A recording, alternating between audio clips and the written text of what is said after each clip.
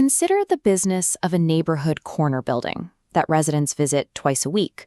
You stock the shelves, watch the carts roll through the aisles, and collect money from the moment the doors open. The average American supermarket brings in about $712,000 a week. Over a full year, a single location generates close to $37 million in gross sales. Because food is a constant necessity, owning a store feels like managing one of the safest, most predictable businesses possible. But the assumption that this is a traditional high markup business is a mental trap.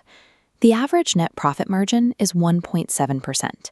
When a customer spends $100 at the register, the owner walks away with less than $2. The other 98 is instantly claimed by the farmer, distributor, landlord, and electric company. Applying that 1.7% margin to a store's $37 million in revenue leaves a profit of just $629,000 a year. The supermarket functions as a high-volume logistics machine presented to the public as a retail store. If the margins on food are this thin, why are billionaire corporations competing to build more of them? Because they manage the building like a real estate portfolio. Manufacturers pay slotting fees just for the right to place a product on a shelf.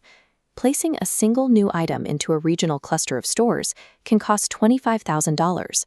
Securing a spot at eye level or in the checkout lane costs even more.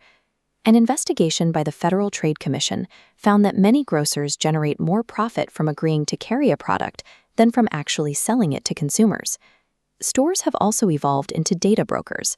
Loyalty cards track purchase history to identify specific behaviors, turning the physical store into a retail media network.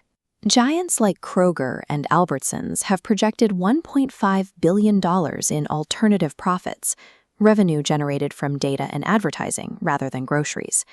This physical advertising surface is ruthlessly rented out to the brands stocked on the shelves. The grocery model faces a significant structural flaw. Food rots. Shrink, the industry term for inventory loss to spoilage, error, or theft, averages between 1.6 and 3% of sales. This loss is often larger than the store's entire net profit. Maintaining this inventory requires massive overhead. Land and construction can cost $15 million, while the refrigeration required for perishables consumes roughly $230,000 in electricity every year. Because the margins are so thin, a single $100 inventory mistake requires the store to generate over $5,000 in new sales just to break even. In the 1940s, A&P controlled 1/10 of all grocery spending in the United States and pioneered the self-service format. But as the market shifted, A&P's operational model became a liability. The company went bankrupt twice and ceased to exist in 2015. In a business with a 1.7% margin, letting operational costs slip for even a moment will evaporate years of profit. Perishables account for the majority of inventory shrink, but the logic of removing them fails because fresh food is the bait that pulls customers into the building. The center aisles filled with canned goods are low-margin loss leaders. The real profit is always located on the outer perimeter, like the in-store bakery, where margins can exceed 55%. Store layouts guide shoppers in a counterclockwise loop, a path proven to increase spending.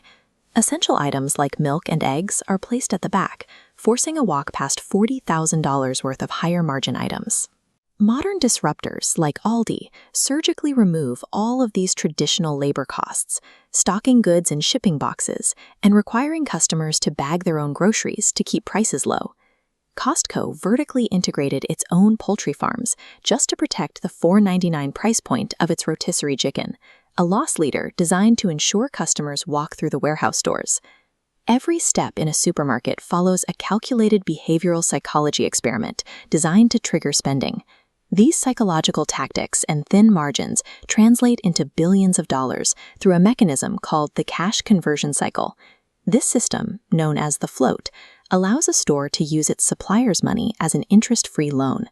Customers pay instantly with cash or cards. However, the store often operates on 60 or 90-day payment terms with its manufacturers.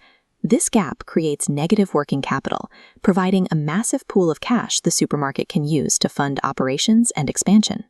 Online delivery represents a structural challenge to this model.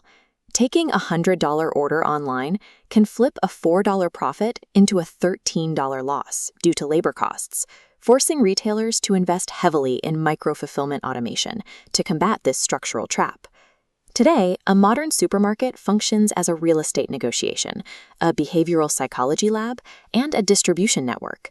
The apples and the bread are the reason you walk through the door, but the companies that scale are those that maximize the value of the physical traffic and the data those products generate.